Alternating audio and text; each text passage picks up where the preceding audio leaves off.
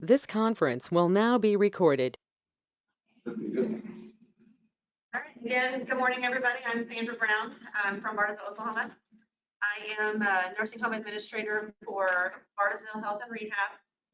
Been there 4 years now, and I do love it. I will tell you that COVID has made me even question whether or not I still want to do this. But the one thing that always keeps me going is the fact that the reason why I started it to begin with, which was our residents, and making sure that, we have staff that are taking care of them and because they need us.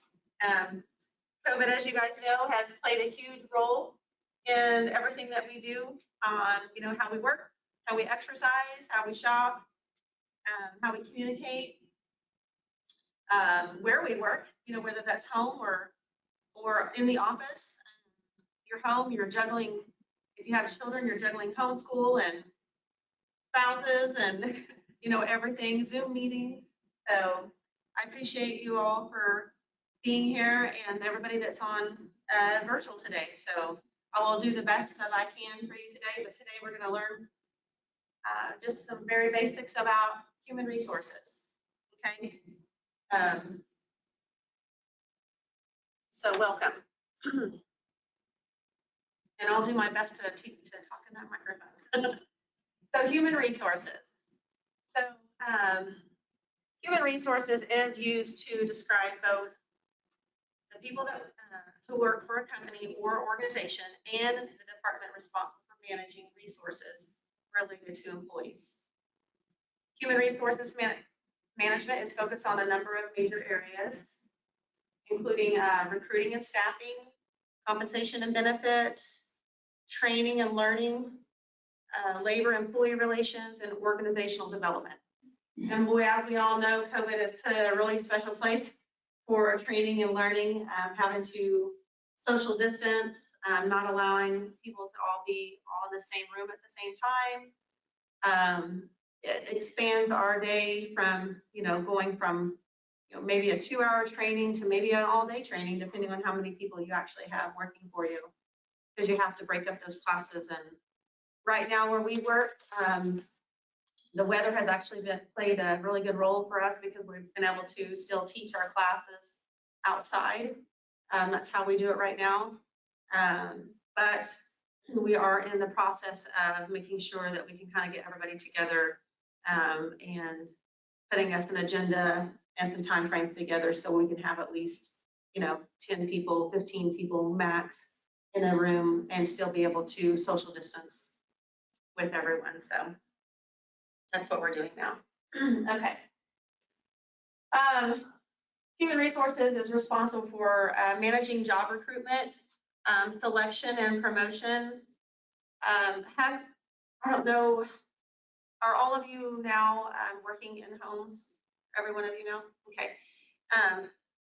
It's very hard for job recruitment, I think, right now, especially when it comes to the nursing field. That is one of the, even your CNAs, I'm finding it very hard for people that want to come to work for long-term care. But there are still people that are in classes, and I don't know how hard it is for you guys, but it has been for me where I'm located. But we're still trucking along, and I'm still doing well. I mean, we still have, enough staff, but sometimes you feel like, are we gonna make it? Your 2 to 10 shift is always very hard to fill. Developing and overseeing employee benefits and wellness programs, developing, promoting, and enforcing personnel policies, promoting employee career development and job training, providing orientation programs for your new hires, and providing a guidance regarding disciplinary actions, serving as a primary contact for worksite injuries and accidents. I want to talk about orientation programs for just a brief moment. It is one of the first things I did when I started as an administrator. Prior to that, I did human resources for 20 years. I feel like I'm actually a little bit out of the loop sometimes because I don't have to do it so much anymore. But the one thing I noticed is that our facility didn't actually have a new hire orientation program. Yes, you will get your new hires and you will send them to your departments and you kind of have your interdepartment training, an actual new hire overall orientation program, I think is very crucial. So if your facility doesn't have one of those, I believe you should definitely try to piece one together. I forgot to bring my cards. I do this every time. But if you guys ever need help with an orientation program, I'll be happy to email you some information. In fact, if for everyone who can hear me, if you will, go ahead and write down my email address so I don't forget. So I did forget to bring some cards as well. It's sbrown@bhrcmail.com. And again, that's sbrown@bhrcmail.com. I'll be happy to help you with any questions you have. Okay. Primary function of HR is to ensure that the company complies with federal and state labor and employment laws, such as your Fair Labor Standards Act, Title VII of the Civil Rights Act of 1964, and the Occupational Safety and Health Act of 1970. So what is FLSA? The Fair Labor Standards Act is one of the most important laws for employers to understand, since it sets out a wide array of regulations for dealing with employees. Broad issues of FLSA start with your minimum wage, $7.25. As of 2009, that's still current today, $7.25. It's very hard for people to live on minimum wage. Overtime pay, and there are child labor provisions.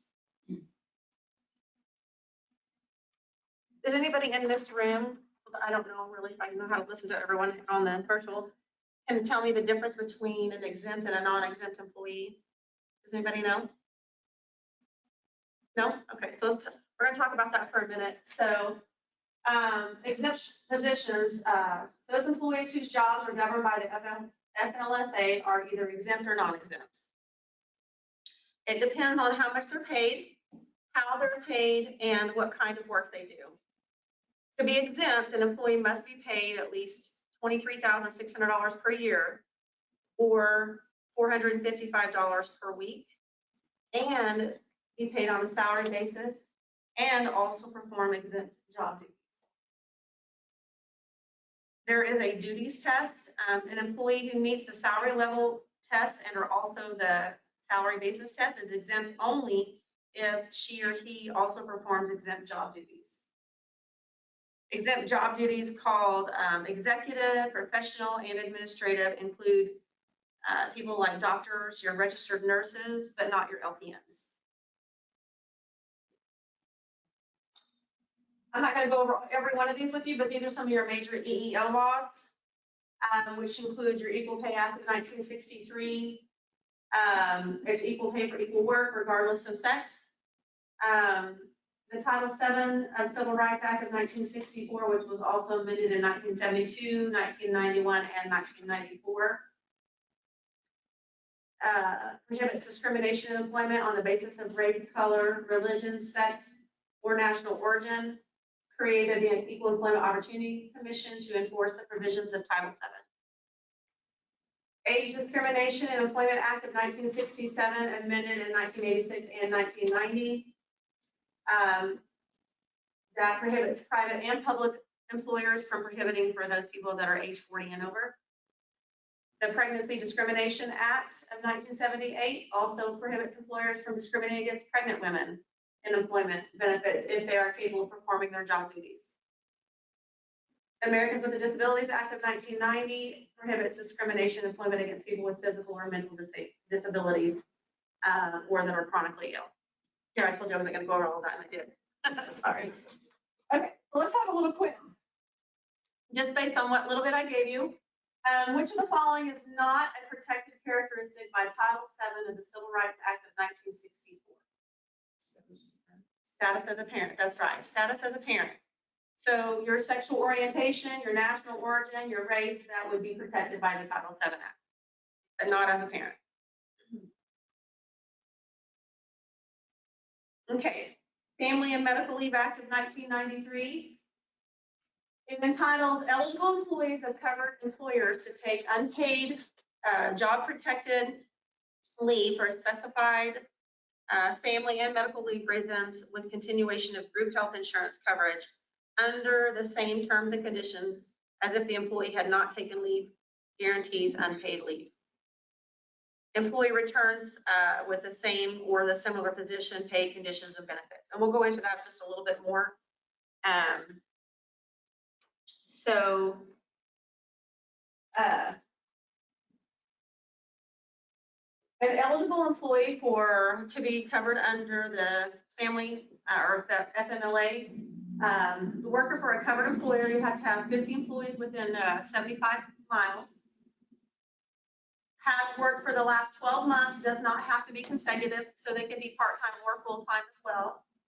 And breaks in service cannot exceed 7 years unless it's for military. And they have to have worked at least 1,250 hours of work in the 12 months preceding leave. So part-time or full-time, as long as they worked at least 1,250 hours. They are entitled up to 12 weeks of unpaid leave for either the birth, adoption, foster care, for a serious family medical problem, workers have their own serious medical condition, retention of seniority, health insurance coverage, credit for previous service, and accrued retirement benefit. So if you've got someone, we'll just say, for example, that's going for the birth of their own child, then yes, you can pay them up to 12 weeks of unpaid, or they can be offered up to 12 weeks with unpaid leave. However, I would recommend for your policies that if you do have somebody that's going out on a family medical leave, that I would, if they have any paid time off that's banked, like vacation or PTO or sick time, I would encourage all of you to make sure that that you require that they use that leave that they have instead of making all those hours, because taking off 12 weeks and then they come back and, now they've got 2 or 3 weeks of vacation, they want to take off some extra time. And that way they've got at least, at least those first couple of weeks or a week or however much time they have, even if it's just 2 days, at least they're getting some pay. Some people like to do it, say maybe I've got 80 hours, and they can even break it up on the paid time that they have over that 12-week period. Not everybody takes a full 12 weeks, but it can happen, even if they just take 6 weeks of time.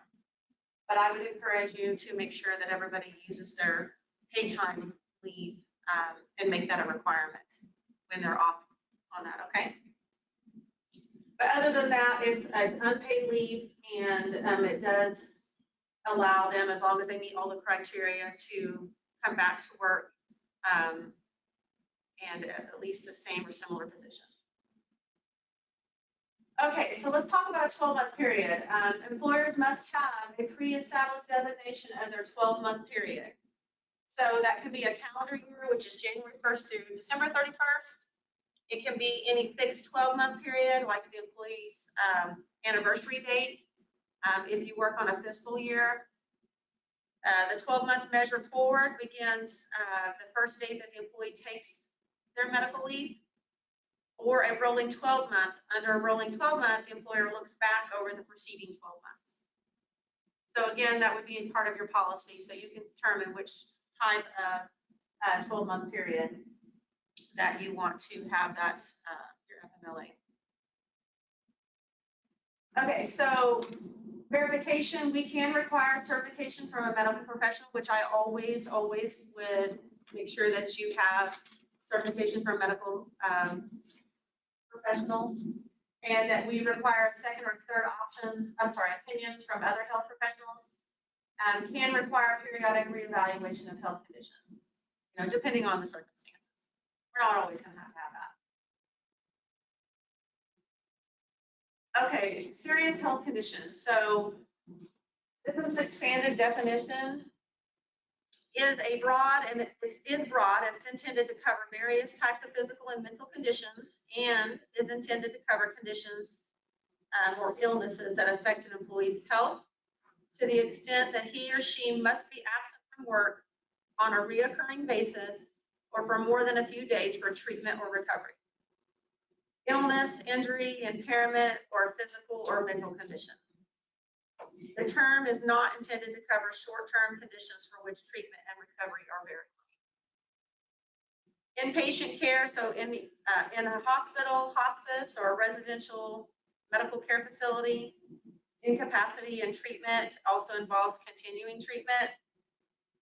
Again, pregnancy or prenatal care, any type of chronic conditions, permanent or long-term conditions, and conditions requiring multiple treatments.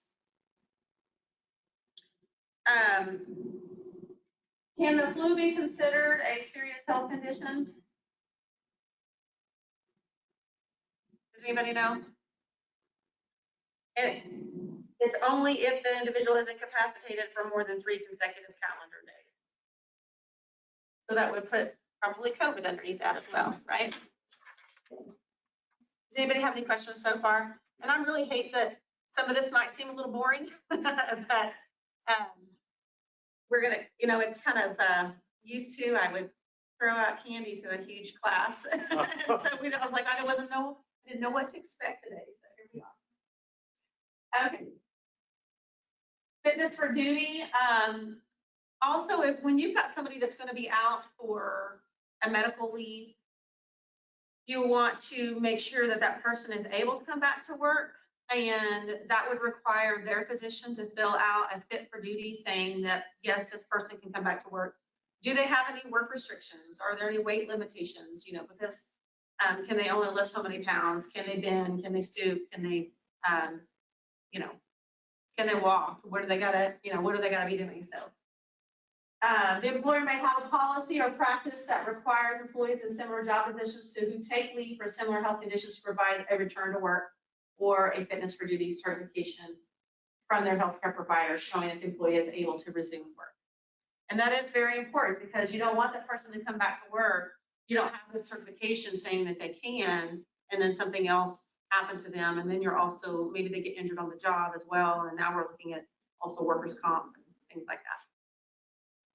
So in general, a fitness for duty certification may not be required for each absence taken on an intermittent or reduced leave schedule. However, if the employer has a reasonable belief that the employee's return to work presents a significant risk of harm to the employee or to others, we may require a fit for duty certification up to once every 30 days. I do believe that's very important. And as long as the employer has provided the required notice regarding any fit for duty certification requirement, the employee's return to work may be delayed until the fit for duty certification is provided. And push it back on the employee because they may give you a little bit of pushback as well and may not want to provide such certification. Maybe they are trying to abuse their leave time as much as they can. So people do it, unfortunately. So I would require that for them. And that way you're authenticating and clarifying what that person can and cannot do. Okay, so here's another quiz. So under the Family and Medical Leave Act, how many hours would Zach have had to work in the previous 12 months in order for him to take time off to care for his wife and new child? Can you guys remember? 1250 B, that's right. Okay. Under FMLA, an employee could potentially take leave for 24 weeks in a row. Is this true or false? It's kind of tricky, but the answer is true, and I'll tell you why. So under this circumstance, for instance, if you were doing a calendar year, under a calendar year and a fixed 12 month, an employee could have taken 12 weeks at the end of last year, like 2019, and then another 12 weeks at the beginning of 2020. So it is possible for someone to actually be out for 24 consecutive weeks. Okay. What standards or regulations exist for the hazards that we identified? So on OSHA, yeah, let's talk about OSHA for a second. So let's talk, okay, under OSHA, there's record keeping. I kind of jumped right into the next one. Sorry about that. I want to go back to FMLA just real quick. Sorry. There, under the Wage and Hour Division, there is an employer's guide to the Family and Medical Leave Act. And so I think if you want to go online, you can print this booklet, and it's very handy document for anybody. Your HR professionals, if you have an HR department as well, hopefully they would have this. So, and I hope everybody virtually can hear me, but it's called the Family and Medical Leave Act, the Employer's Guide, and it's through the Wage and Hour Division. Okay, and you can just look up that you could just Google that online. They also have the Labor Department Wage and Hour has a frequently asked questions which is very kind of nice to have as well. And it gives you just a little bit of information too. So those are some good documents to have. Okay, let's go back to OSHA. Okay, record keeping. So OSHA is, we're going to talk about people that are actually injured on the job. Okay, so it requires most employers with more than 10 workers to keep a log of injuries and illnesses. We also have to report injuries every year. And we'll get to that here in just a second. But workers have the right to review the current log as well as the log stored for the past 5 years. Every year I have a log, and I think it has to be posted from February to April if I remember.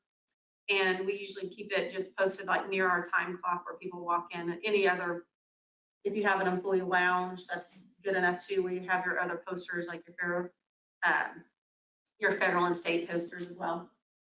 Workers also have the right to view the annually posted summary of the injuries and illnesses, which is called your OSHA 300A log. And this is what it looks like, if you can see it. It is used to document and classify work-related injuries and illnesses and the severity of each case. Annual summary shows totals of injuries and illnesses for the year in each category. And the summary must be posted in visible location. Oh, here it is, February 1st through April 30th of every year. Okay. We're going to go on to the Patient Protection and Affordable Care Act of 2006. It was signed into law by President Barack Obama on March 23rd, 2010. Was amended by the passage of the Healthcare and Education Reconciliation Act of 2010. And the goal was to reduce the number of uninsured by 32 million in 2016. Some of my slides are a little old here, sorry. Challenges in healthcare reform. It does require most employers to provide health insurance to their employees. A $2,000 penalty per employee. And also, there is a good YouTube video that you can watch that you can just click on that link. It's on your slides as well if you have a copy of that. That'd be a good YouTube video to watch. But approximately 96% of employers are small businesses and have fewer than 50 full-time equivalent workers and are exempt from the employer responsibility provision. So here's a quiz.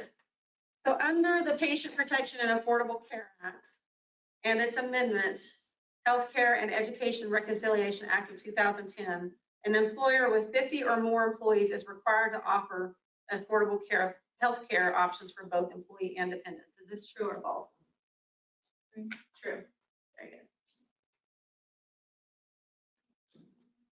All right. Does anybody have any questions for me before we move on to our next component for discrimination? Do I know if virtually is having questions to just come over? Speak up. Let us speak up. Yeah. Okay. All right.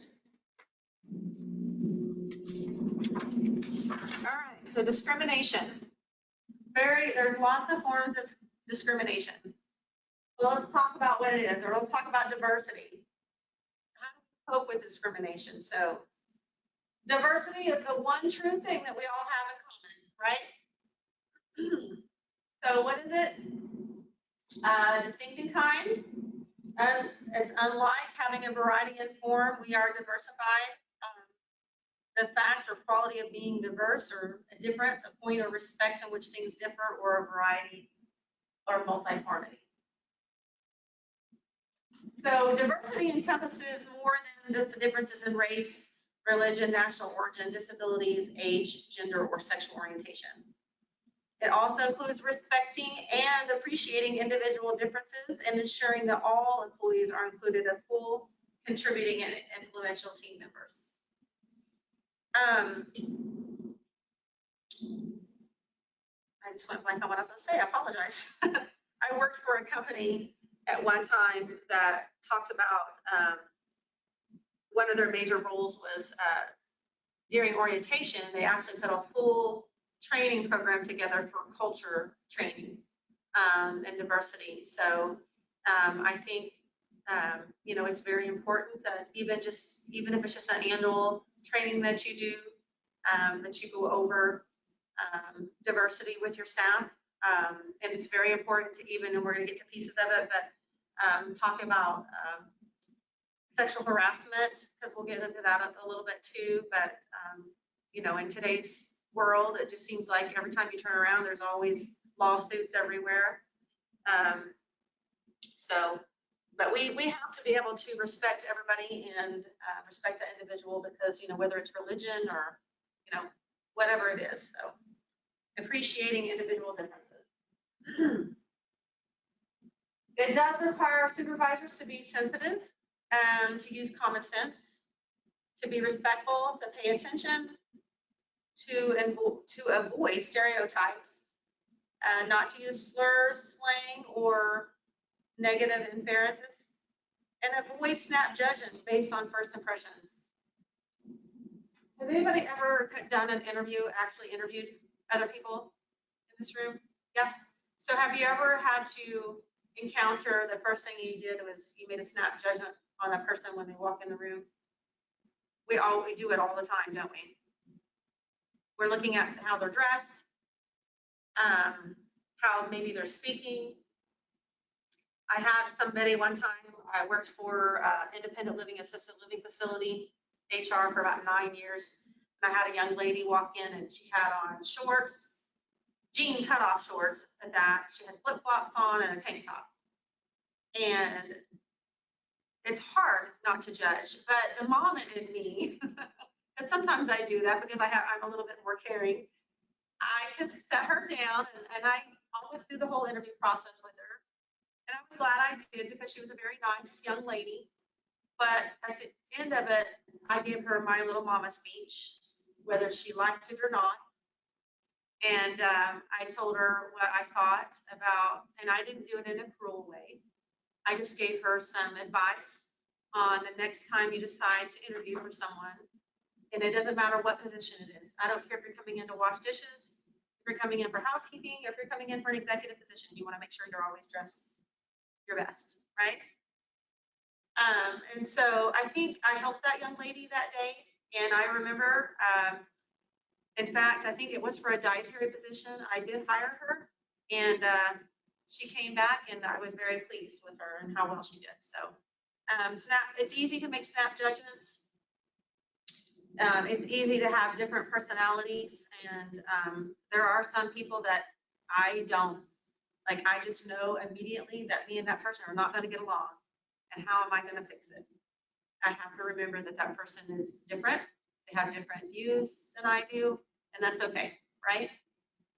I may not want to be your friend, but I'm definitely going to do my best to be professional and work well with you, right? So I got a little sidetracked there. Okay.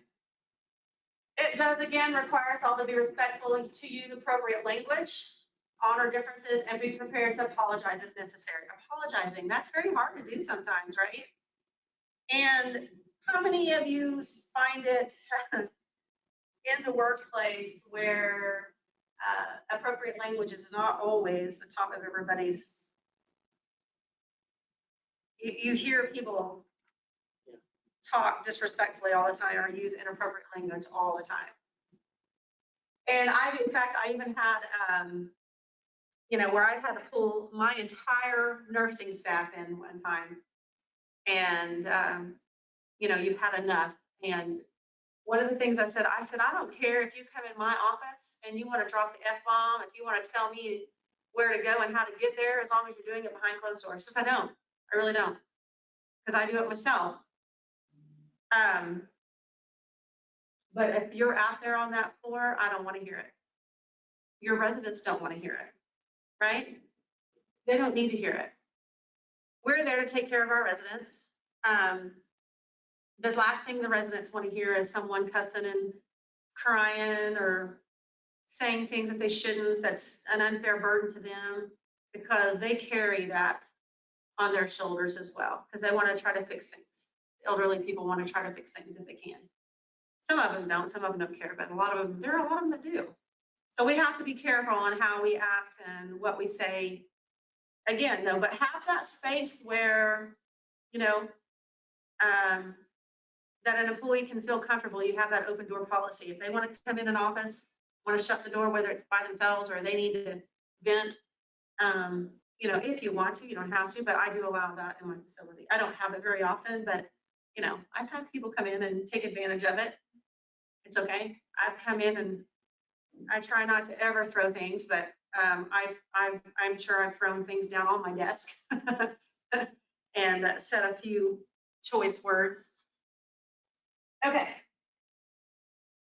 Consequences of not understanding diversity, it can jeopardize communication, it can also jeopardize productivity, work satisfaction, retention, and also the morale of everybody.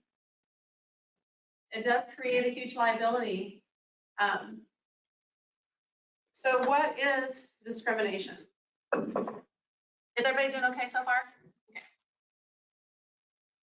So adverse treatment in the terms and condition of employment on the basis of a person's race, color, national origin, age, sex, religion, citizenship, disability, veteran status, or other protected status. Okay, let's talk about adverse or disparate impact.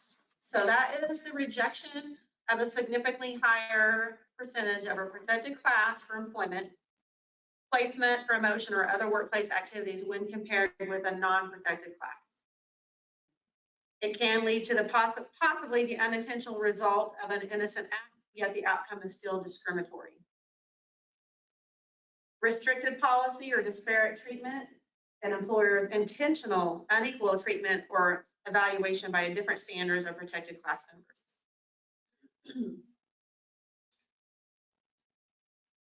Okay, exemptions from regulations. So there's a bona fide occupational qualification. Suitable defense against a discrimination charge only where age, religion, sex, or national origin is an actual qualification for performing a job.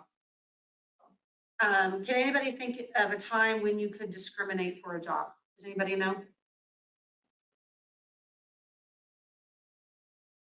I mean, legally or what? Where, yeah, legally, where you could actually discriminate. And we're going to go into a couple examples here in a minute. They can't perform the job. When you could discriminate for a job itself. Maybe, and I just went blank for a minute, but maybe even just like a Victoria's Secret position or model or something like that, where you can actually discriminate against male or, well, I don't know. We'll get to it here in just a second. So I'm just thinking about the things, but responding to discrimination charges, we have to be methodical. We must meet with the employee who made the complaint, okay? We ensure that there is information demonstrating lack of merit.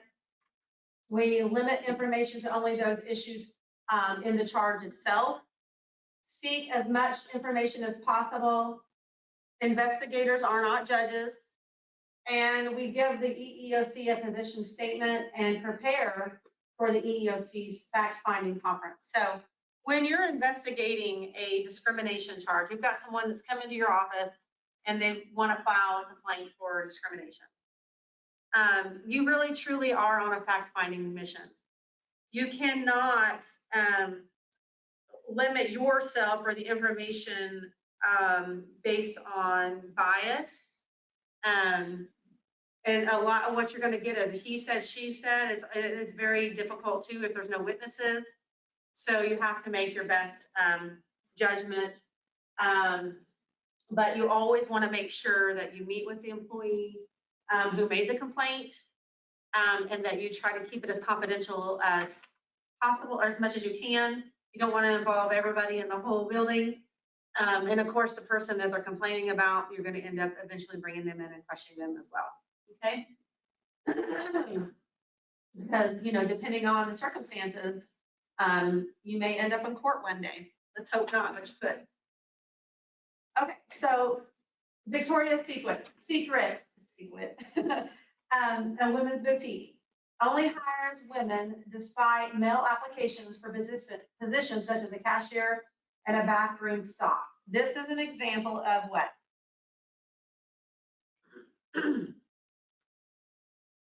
It's an example of disparate treatment, okay? So if you go back and you look, your disparate treatment as an employer's intentional unequal treatment or evaluation by different standards or protected class members, okay? Did anybody have any questions on that? I want to talk about, before I get too far, because I don't think I have it in here, just real quick on discrimination. Oh, no, I do have a piece on it. Okay. I just want to make sure I can remember. Because we'll get to eventually talk about sexual harassment. But let's talk about disability and the definition under ADA. So before I do that, though, what time is your all's break? I know we just got started at 8:30, but you guys, it's at 10.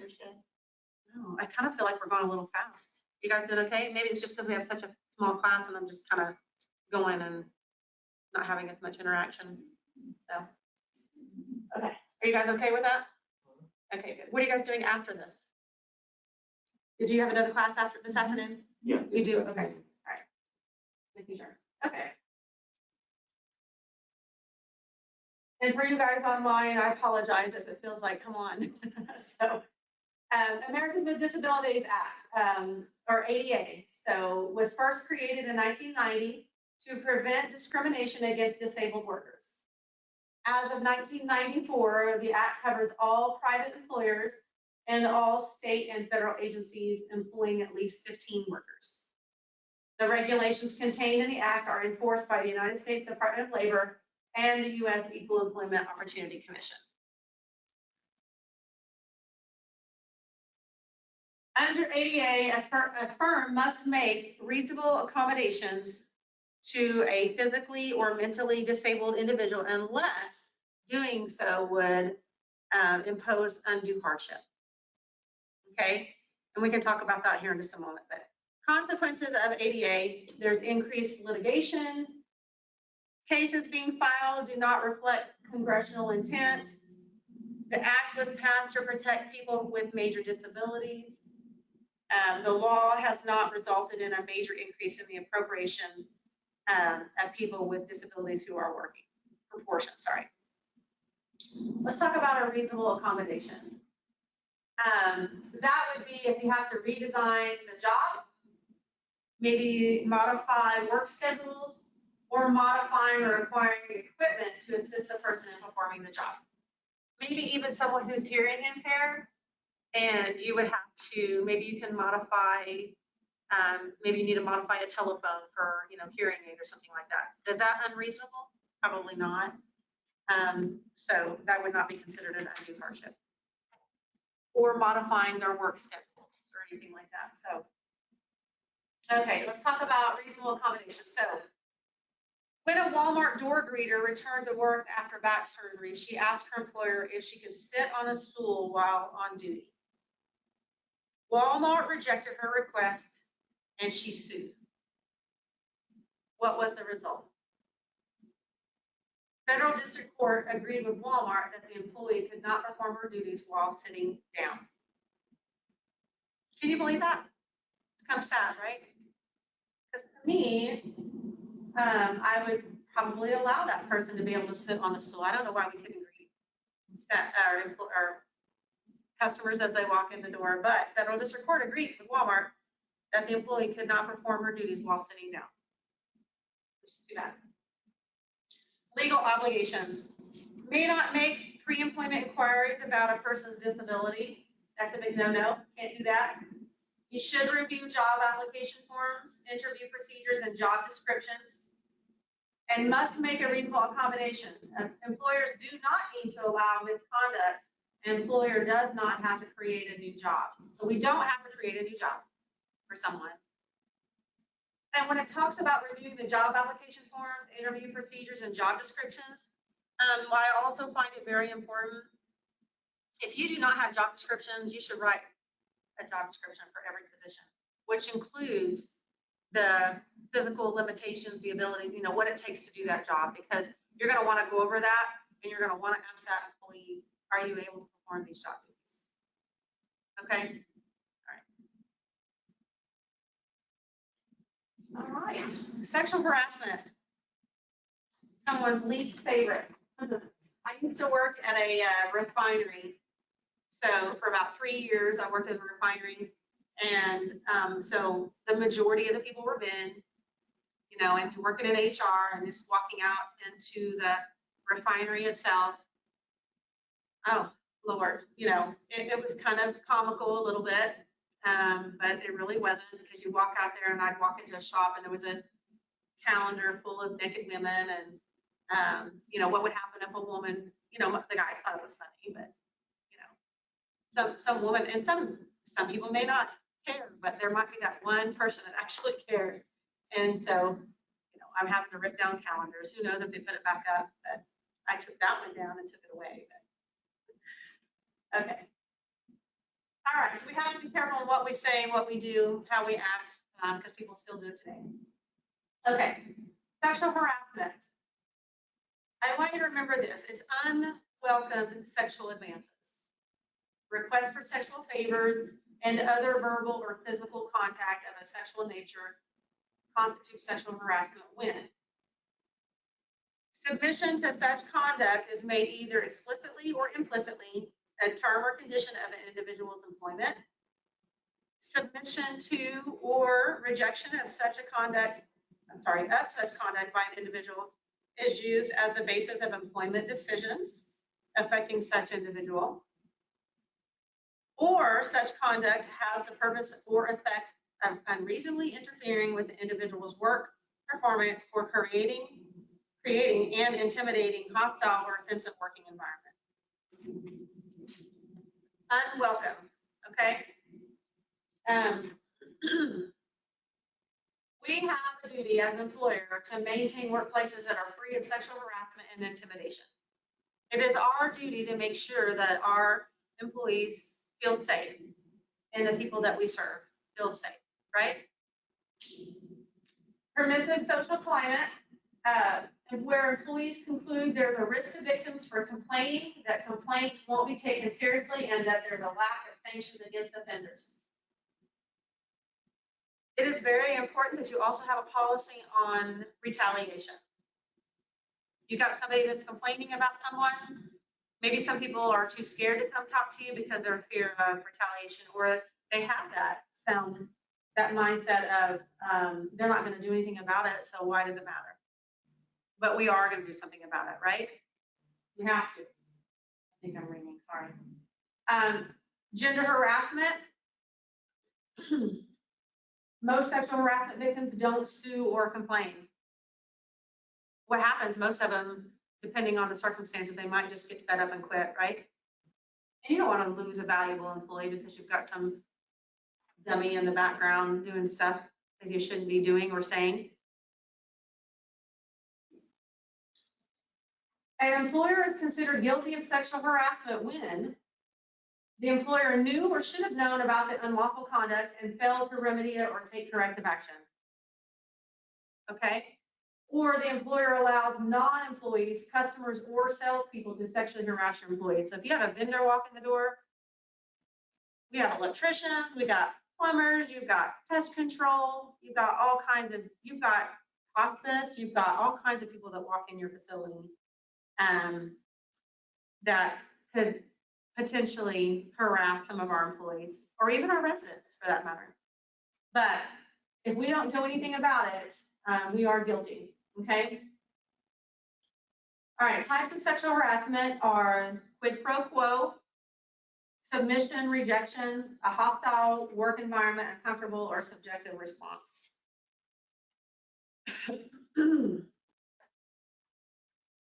Sexual harassment, 3 conditions for sexual harassment cases. The plaintiff cannot have invited or incited the advances. Harassment must have been severe enough to alter the terms, conditions, or privileges of employment. The court must determine liability of the organization for actions of its employees, and preventative steps include development of a policy statement, training, a reporting mechanism, and disciplinary policy. So I recently had a dietary employee come to me and tell me that one of my med aids made her feel uncomfortable. Okay, she's pregnant. She was out. They were on a smoke break together. Yes, she was smoking, sadly, but she was. And I don't remember exactly what he'd said to her, but he basically made the comment to her about how beautiful she was and how much prettier that she was and how cool she was, all based on the fact that she was pregnant, right? So she was very uncomfortable, and she came directly to me. She didn't even go to her supervisor, which there is a chain of command, but I guess she just felt like she just needed to come directly to the administrator. So she did, and I'm glad she did. So, again, you apologize to that person. I'm so sorry. And you think about, okay, when's the last time I had a sexual harassment training? Especially since COVID, everything kind of feels like it's just gone out the window. And I realized, I need to do another sexual harassment training. But not only that, I brought the med aid in, who was Mel, and I talked to him only to hear his side of the story. So remember, we're on a fact-finding mission. So now it's about he said, she said. And he says, pull it up on the cameras, because she told me I had these witnesses, and I asked her for some witness statements. I needed to see all of these other things. Only to pull it up on the camera. And really what she was telling me wasn't all the complete truth, because I could see it on the camera, and it was just those two out there. The one person that she said was a witness to it was actually in our laundry area, didn't actually even hear it. I talked to the witness, only to find out that no, he really wasn't a witness. He just knows what the girl told him. Okay, so here I am about to ream this guy for something that she said.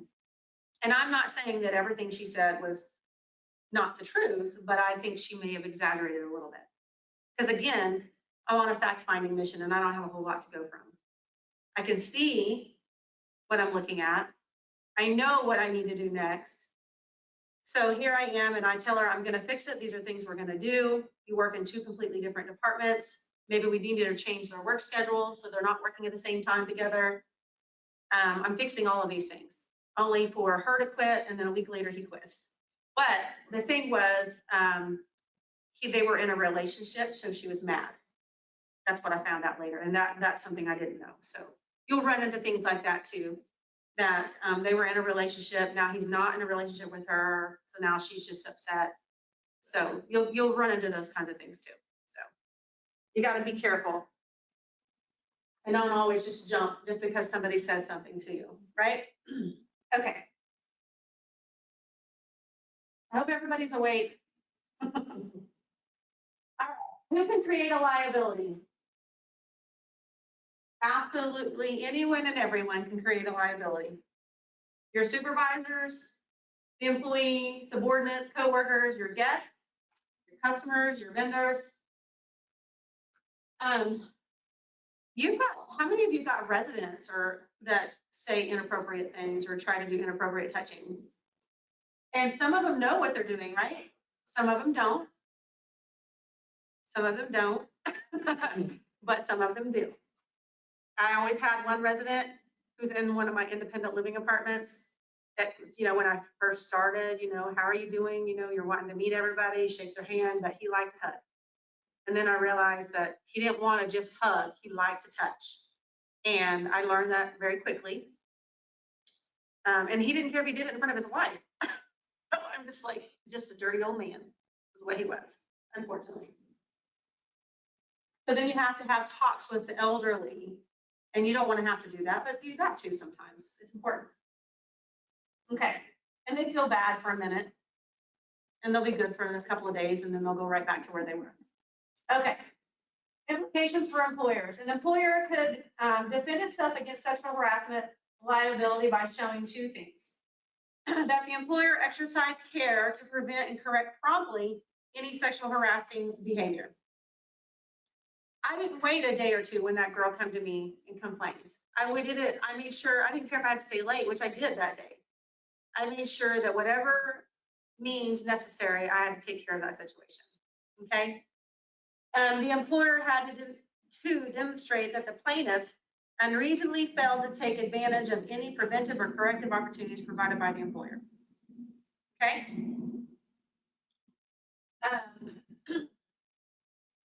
Examples of inappropriate conduct. It can be touching, sexual comments, pictures, objects, kind of like the calendar I told you about. Other bases like racial, national origin, age, disability, religion. Where to draw the line? Inappropriate conduct may not legally be sexual harassment, but may still violate your company's policies. Okay, so something I learned a long time ago too, not even thinking about it, and it doesn't matter if it's a male versus a female or male and female, it doesn't matter, right? One form of what could be inappropriate conduct or considered harassment because it can make the other person feel uncomfortable is a term that I learned a long time ago, and it's called elevator eyes. Does anybody know what elevator eyes are? They're checking them out from their head to their toes, right? Okay, so Philip, I don't know, Cindy you might think Cindy's pretty hot, you know, and she's walking and you're just looking at her and you're thinking, you know, I don't know. You're saying things, you're looking at her up and down. Sorry, Cindy, you can hear just a minute. And you. But maybe Cindy likes it right now, right? So maybe you guys start talking and you guys start flirting with each other or something like that. And everything is going well. Now, one day you and Cindy get in a fight, right? And what you don't know, Philip, is Cindy's got this little black book and she's writing down every time you piss her off. She's writing that stuff down, right? There is a statute of limitations that you can go back on, which is unfortunate, and that statute of limitations is 3 years. 3 years. So maybe Cindy's over it today. You guys broke up, everything's all whatever. Everybody, we feel like it's good, but a year later, Cindy decides, you know what?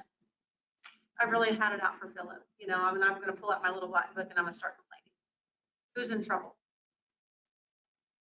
Potentially Philip, the employer, because if we do anything about it. So it can be the smallest thing, you know, from flirtations to, and it has to be unwelcomed, remember?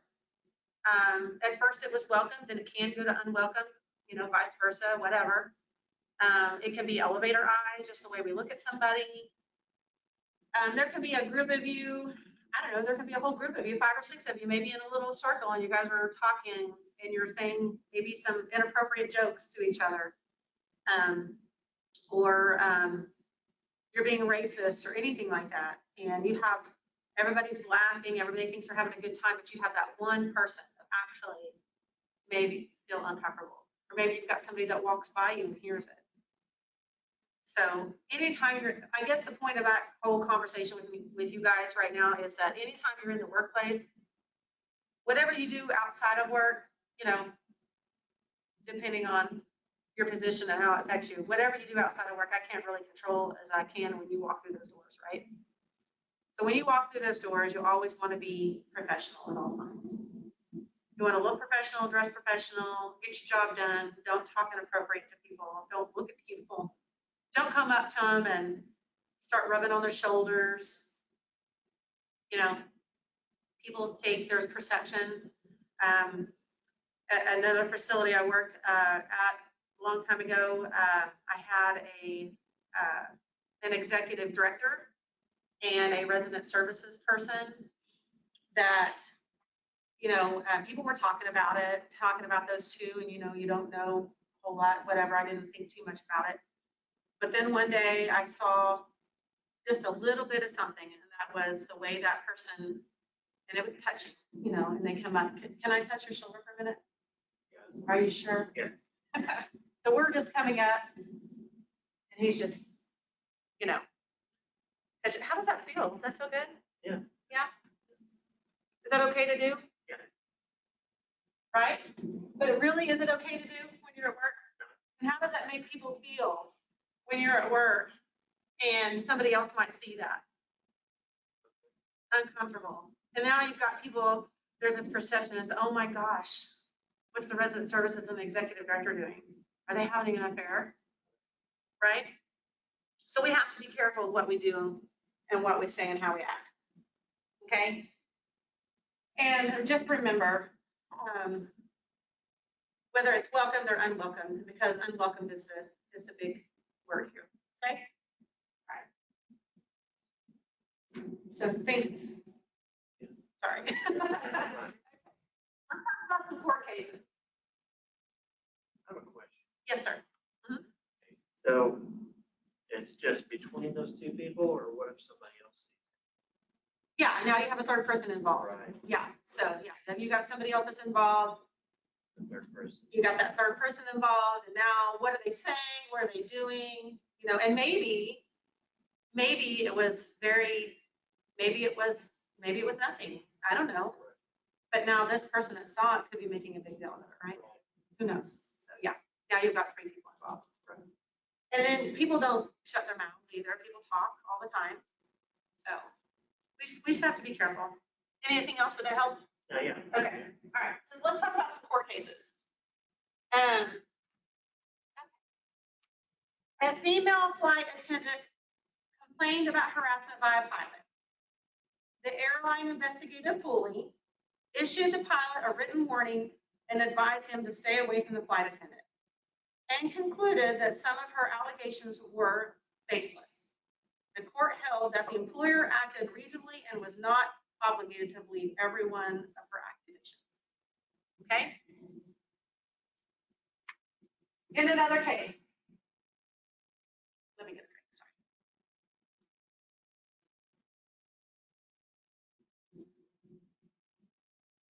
The employer promptly investigated the plaintiff's allegations against the coworker and placed the harasser on a 90-day probation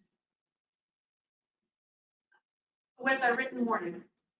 The plaintiff sued the employer, claiming that the employer should have taken harsher measures.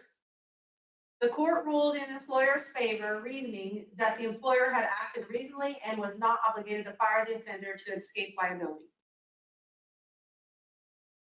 And on the other hand, a court ruled that an employer who knew of obscene cartoons depicting the plaintiff failed to act reasonably when he waited until she complained to take the offending pictures down.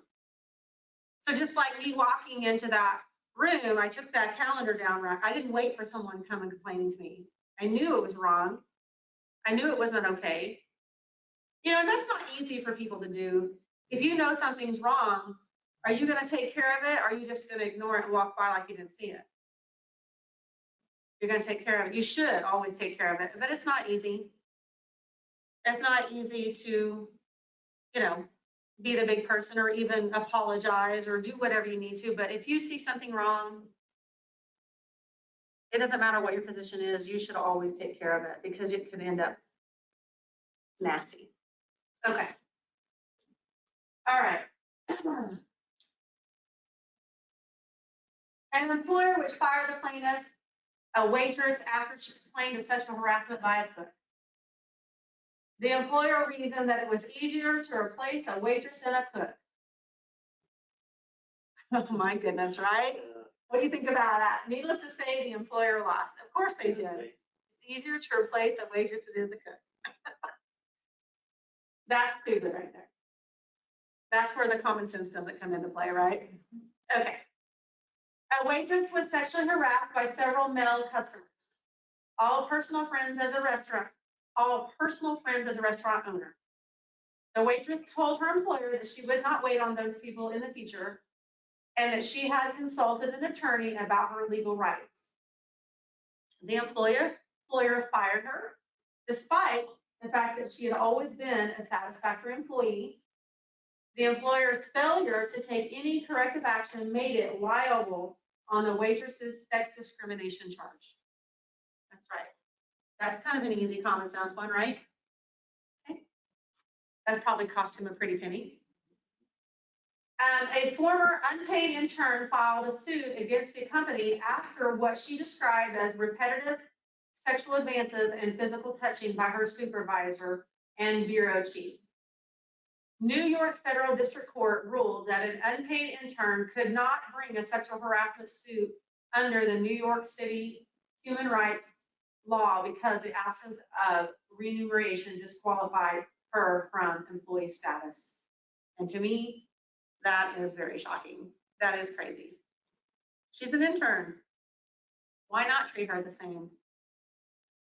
Okay. Any questions on sexual harassment? Okay. Does anybody need a break? We good? Keep going? Okay. All right, let's do interviewing. How close am I though? I feel like I'm getting kind of close here. Yeah, we don't got very much longer to go. Maybe I know you guys don't need a break, but let's take 5 minutes. Do you guys care? Okay, we're gonna take 5 minutes, everybody, and then we'll come back and talk about, because we're kind of going through this a lot faster than normal. Okay. So let's take 5 minutes. Thanks. This conference will now be recorded. Okay, welcome back, everybody. Thank you for that little break. Okay, our next subject, we're going to talk about interviewing and its process. So here we go. All right. There are different types of interviewing, and right now we're going to talk about selection interview. There's unstructured and structured interview. The interviewer on an unstructured, the interviewer asks questions as they come to mind. There's no set format to follow, no standardization. It's less defensible in court. On your structured interview, its questions are specified in advance, and the responses may be rated for appropriateness of content, and it is standard across all applicants. I have always enjoyed doing structured interviews. In fact, if anybody ever wants to email me too, I have a list of questions that you can always change the format for each area, but I have a list of questions for whether it's a CNA or LPN, whether it's a housekeeper, dietary employee, whether it's, your activities or even executive position. I think on executive. Anyways, I have a list of standard questions that I ask. I ask the same questions of everyone. And not only do I ask the same questions of everyone, but I also have a rating tool at the end. Because, you might have, and that was easier to do back in HR. It's not so much easier to do now with nursing because it kind of feels like it's a turnstile door. But when you've got 5 or 6 applicants fighting for the same position, it's easier to identify that person, especially when you use the grading scale, because you might have 1 or 2 people that are actually very close, and it's hard to make that choice. And it is defensible in court. I chose this person because of this right here. This is my rating tool that I used because, that maybe that other person thought that they were a better fit. Because there are times where people can actually go back and want to sue you because you didn't hire them. But that doesn't happen very often that I know of, but it can. So it's always good to have standardized questions and be able to rate each of those people, as long as you have, the HR department or the capability of being able to do that. And it is easier for some positions than others. Again, like I said, I've just been doing administrator for 4 years now, and I've never seen such turnover in nursing as I have in long-term care, really. So, okay. Situational interviews. Those are questions focused on the candidate's ability to project what his behavior would be in a given situation. If you know your boss is 100% wrong about something, how would you handle it? You know, that's that sort of question. You don't want to be a yes man or a yes girl. You know, you don't want to always say yes, because if you know they're wrong, you want to be able to tell them that they're wrong, and this is, but have something to back it up, you know, because, and if that person was reasonable, they would be able to see that you are possibly right or smart or whatever the case may be, and be like, okay, and, you know, and they might actually look at what it is that you have to say or your opinion. So behavioral interviews, applicants ask how they behaved in the past in some situation. Like, describe a challenge or a problem that you faced and how did you handle it? Really good, actually, questions, but at the same time, I hate them. But they're really good behavioral questions, because you really do get to know a person. You know, the questions, and what are your greatest strengths, and what are your great, you know, what are your weaknesses, and how would you handle a challenge? And describe a time when your workload was heavy and how you handled it. So, as administrators, you're going to, your workload every day, you're going to feel like, does anything ever get done? And it feels like it. Things will never get done, but I promise you, you will have days you do feel very accomplished. You'll have those days where you feel very unaccomplished, and we will have those days where we struggle, but you get through it. And it's important to have a good team that you work with. You know, you got to have a strong director of nursing, because they're your backup. You know, when you're not available, they're your backup. Whether or your owner, your board of directors, if you have a board. But you want to have strong people that work for you and be able to help you out when necessary. Infection control, we have all. Hopefully, everybody's got an infection control preventionist now. Very, very important role right now. So, okay, so questions to avoid are your typical yes, no questions, because you're not really getting a whole lot out of that person if you're just asking yes or no. Sometimes it's okay, ask a yes, no. Obvious questions, questions that rarely produce a true answer, any leading questions, any illegal questions, we'll kind of go over some of those here in a minute, and any non-job related questions.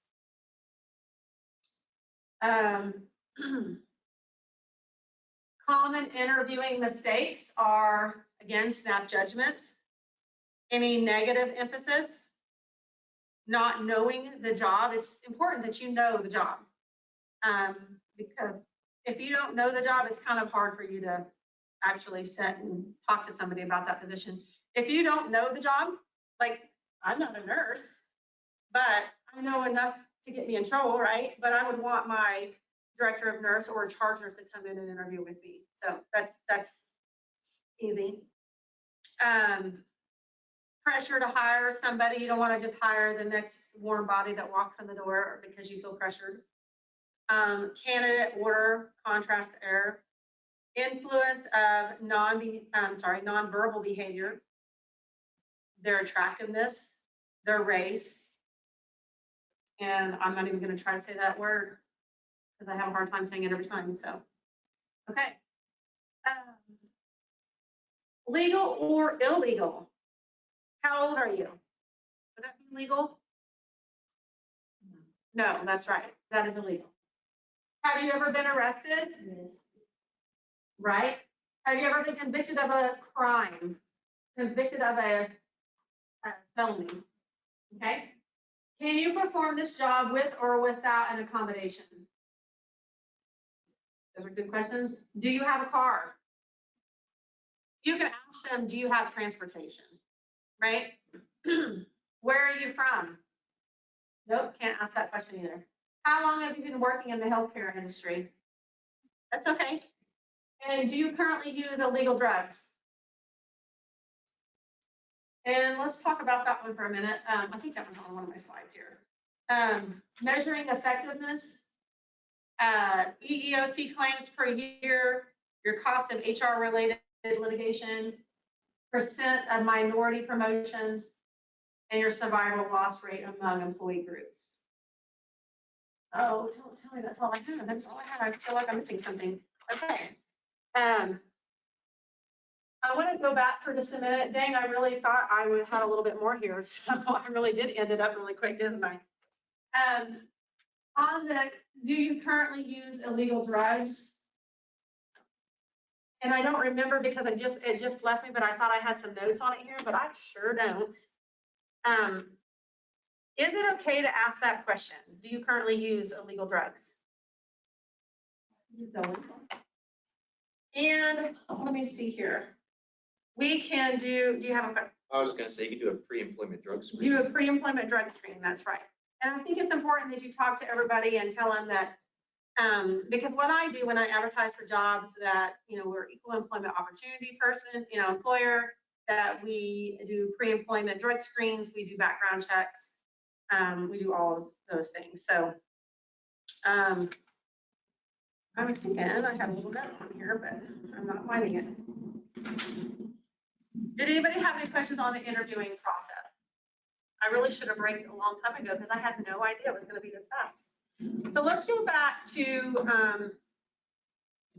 the Labor Department wage and hour. I just want to kind of go over some of these frequently asked questions just real quick. Again, this is another really good tool that you can use to help you answer just some basic questions as well. And the Family and Medical Leave Act, I think this is another really good document of the wage and hour division. So I apologize, I didn't realize I was going to go that fast through my HR presentation today. So for frequently asked questions, how do I file a wage claim for wage and benefits? So that question's under there, can help you with that. Are breaks and lunch periods mandatory? I get a lot of people that actually ask that question, right? So neither federal nor state law requires employers to provide breaks to employees ages 16 or older. Mandatory break laws only apply to children under the age of 16, and break and lunch periods are considered benefits and remain at the discretion of the employer. So again, that is a benefit. Our current minimum wage again is $7.25. Are all employers required to pay a minimum wage? The answer is actually no. So unless otherwise covered by a federal wage and hour law, an Oklahoma employer must comply with the state minimum wage laws if the company has at least 10 full-time employees or equivalent and or grosses more than 100,000 annually. How often does an employer have to pay employees? So every employee except exempt employees shall be paid all wages due at least twice each calendar month. Your state, your county, municipal, and exempt employees shall be paid a minimum of once each calendar month. I used to be a state employee at one time, and I worked for a school, and it was once a month. So, and it's hard to budget on once a month, but you do, so you can do it though. Is my employer required to offer benefits?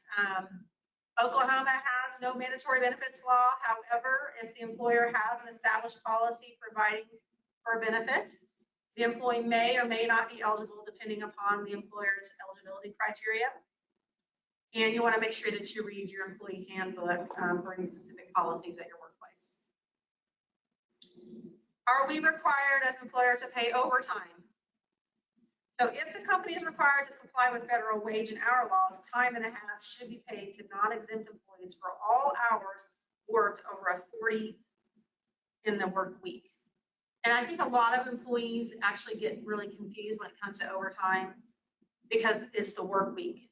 Whether your work week is Monday through Sunday or Sunday through Saturday or whatever, you got to remember, because that's where the confusion lies, is that people get confused on what an actual work week is.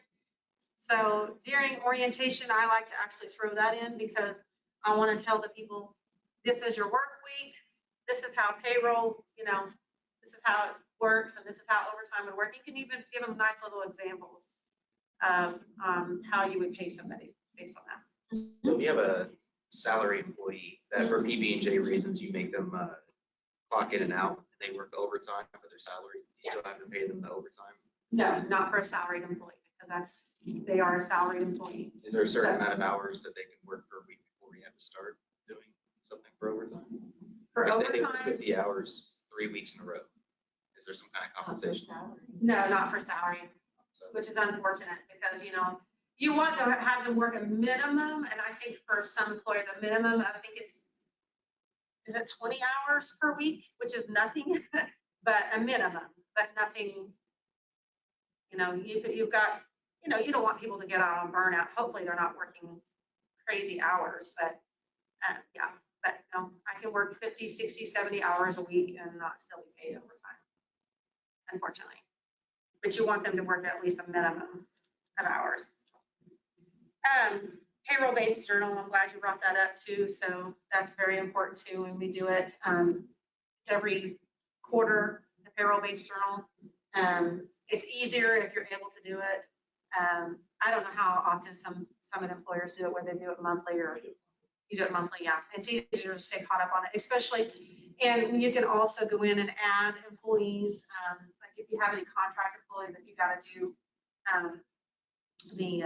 like if I have to call agency employees in, and you can go and easily add them in. And especially you want to make sure that those RN hours are in there because you're required to have an RN 7 days a week, 8 hours a day. So, and I think if I remember right, you can only have missed like 4 work days in a quarter, or you're deemed on your 5-star rating as well. Is my employer required to, or allowed to require me to work past my scheduled hours? Employers have the right to schedule the minimum and maximum number of hours that employees may or may not work. Employers can change employees' hours without notice and may require employees to work overtime. Okay. It goes on to talk about electronic payment of wages, which I'm not going to go into all that stuff for you, but if I give notice that I don't work the time, does my employer have to pay me anyway? That's a good question, right? So Oklahoma has no mandatory severance pay law. However, as with any other benefit, severance may be payable in accordance with the employer's established policy. So you need to read your handbook for specific policies at your workplace. So if I quit or I get fired, does my employer have to pay me immediately? No, we don't. So as an employer, you may wait until the next regularly designated payday, regardless of whether you quit or were fired. And I think, and I don't remember, I'm sorry, but I think a long time ago, I felt like it was probably just that, where I fired you, and it was probably the company policy where I'm walking you out the door, but here's your paycheck, and they go like, so that's where that came from. So, can my employer deduct money from my paycheck? That's also a very good question. So deductions can be legal depending upon the circumstances. So if you are concerned that your employer may be taking illegal deductions, you should contact the state wage and hour unit for more information. Employers must sign a written agreement with the employees in order to make legal deductions from employees' wages, unless deductions are made pursuant to express statutory authority, such as state and federal tax withholdings, your FICA, and pursuant to a prior valid final judgment by employer against an employee. So we get a lot of notifications for people that have to pay like child support, for example, or maybe they're getting their withholdings or their pay deducted because they have an unpaid, I don't know, collection, of some sort. Now, what happens when you get those, you would fill out your paperwork, the payroll department would do that, but also that employer or employee, has to also have a copy of it so they know that that's coming out of their paycheck. You don't want to blindside them with wages with they're expecting. I was scheduled to receive a pay raise but never received it. Can I file a wage claim for these back wages? And it says perhaps you should contact the state wage and hour unit for more information on that one. So. My employer sent me home early. Is my employer required to pay me for the time I was scheduled to work? Another really good question. It says probably not, as employers are only required to pay non-exempt employees for actual times worked. However, exempt employees must typically be paid their full salary, irrespective of the time actually worked. For more information about exempt employees, contact your nearest U.S. Department of Labor office, and that can probably help you answer that question too that you had. That brings me to another quick question. So say you have to make someone leave because you're doing an investigation. Yeah. But they were going to be scheduled to work, say on that Monday, but you suspended them on that Monday because you're still doing the investigation. You have to pay them for that Monday. So that answer is no. That is answer is a no. Yeah, you do not have to. Because right now they're under investigation and you're in a full-blown investigation. So you clock that employee out at that time. You can come back to work or may or may not be able to come back to work depending on the findings. However, I feel like an allegation is unsubstantiated, we pay. Oh, If yes, that you allegation can. is substantiated, then we don't pay, we end up terminating. That's where we stand. You can, yes. And I would make sure that that was in your policy as well. Yep. Okay. I believe I'm being discriminated against and or harassed at work. What do I do? What the first thing I would do is, I would report it to your immediate supervisor, depending on the circumstance. If it's your immediate supervisor that's harassing you, of course, you're going to want to go above them. But if you do feel like things are not getting handled appropriately, you can address it with the Federal Equal Employment Opportunity Commission. There's a phone number on there. You can also go to their website as well. Hopefully we never have to get to that point, but employees will do it if they don't feel like things are getting handled. An employee has been activated to military service. Will that employee have a job when he or she returns to work? Yeah. You will need to contact the Oklahoma Military Department because there is a certain time frame after, was it 7 years? I think when they're being, I just went blank on that for a minute. So does anybody know off the top of their head? And what is the prevailing wage rate in Oklahoma? The Oklahoma Supreme Court ruled the state prevailing wage unconstitutional. So for more information on federal prevailing wage, contact the U.S. Department of Labor. So it gives you some good answers, some of them not so good. Is the employer required to show me my personnel file if I ask to see it? That's a really good question. Are they required to show you their personnel file? Answer is no, that's right. They do not have to. Now, if somebody says, I want a copy of this or whatever, because most of the time, if you're going to do a write-up for somebody, you're going to want to get them a copy of that, but never, ever hand them their personnel file. If my employer posts a schedule, is he required to give me notice ahead of time that the schedule has changed? The answer is no. It's your job to look at your schedule and make it know. And I would make sure that everybody knows, hey, schedule been changed or whatever, but you're not going to be able to communicate that with everybody, but it is their responsibility to check their schedule. Are wages required to be paid when an employee is on jury duty? So if the employee is a non-exempt worker, wages do not have to be paid. So if they're non-exempt, yeah. Okay. Does my employer have to pay overtime? There are the overtime provisions by the Minimum Wage Act again. And does my former employer have to pay me accrued vacation, PTO, or sick time? That depends on your policy. So we have, for instance, if someone gives me notice and they say they gave me a 2-week notice and they fulfilled their 2-week notice, I'm going to pay them everything that I have they've accrued in their bank. As long as they've been there, because they usually don't start accruing until they've been there a year. But if someone just quits without notice, I don't have to pay them anything. So, can they terminate you for that? Yes, the only law protecting your employment are the discrimination laws. So, can they change my schedule, reduce my hours? Yes. We do not have any laws which limit the number of hours an employer can work you unless you are 14 or 15 years of age. And doesn't my employer have to provide breaks or lunch? Again, that was no, because Oklahoma does not have any laws which require an employer to give you a break or lunch unless you're 14 or 15 years of age.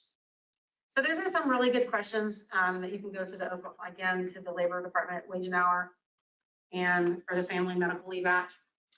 And I'm kind of excited that you guys are, that we're done with this class, but at the same time, I kind of feel like I've missed some things. So is there anything that you want to ask me, even just in my experience as an administrator for the past 4 years, that maybe I can answer, maybe I can't?